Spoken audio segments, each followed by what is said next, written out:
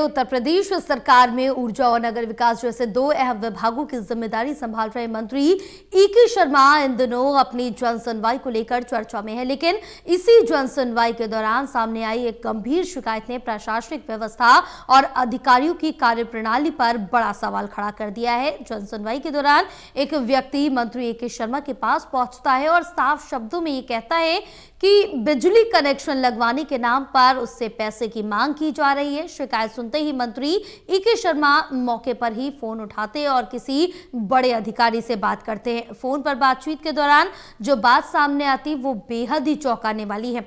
मंत्री के अनुसार कुछ अधिकारी खुलेआम ये कह रहे हैं कि उन्होंने 25 लाख रुपए देकर पोस्टिंग कराई है और अब वही पैसा जनता से वसूलेंगे। सबसे गंभीर बात तो यह है कि ये बयान किसी आम व्यक्ति का नहीं बल्कि खुद विभाग के मंत्री का है, जिनके पास ऊर्जा और नगर विकास जैसे बड़े और संवेदनशील विभाग है। जब मंत्री स्वयं ये स्वीकार कर रहे हैं कि आखिरकार इस तरह की बातें कर रहे हैं तो ये सवाल उठना लाजमी है कि आखिर सिस्टम में गड़बड़ी कहां है। क्या जनता से वसूली का ये खेल कुछ भ्रष्ट अधिकारियों तक सीमित है या फिर ये एक बड़ी व्यवस्था की ओर इशारा करता है? और अगर मंत्री स्तर पर ये बात सामने आ रही है तो कार्रवाई कब और किस पर होगी?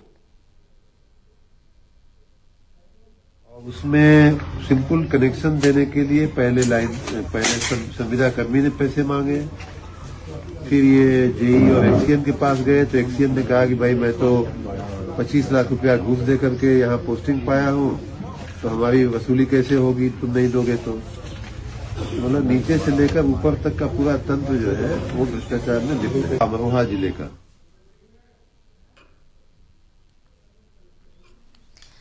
तो आपको बताते चले कि इस तरह के जब मामले सामने आते हैं कहीं ना कहीं पूरे सिस्टम में कहां लूप होल्स हैं वो एक बड़ा सवाल बन जाता है, क्योंकि इस तरह के अगर जब मामले हैं तो प्रशासन पर कई बड़े सवाल खड़े होते हैं कि किस तरह से भ्रष्टाचार हो रहा है एक मंत्रालय के अंदर ही। और जानकारी लेंगे, हमारे साथ ब्यूरो चीफ आकाश शेखर शर्मा जुड़े हुए हैं। आकाश, क्या कुछ अपडेट इस पूरे मामले की मिल पा रही है जहां एक मंत्रालय में और उच्च स्तर पर इस तरह के भ्रष्टाचार इस तरह के मामले सामने आ रहे हैं, तो आम जनता का क्या होगा?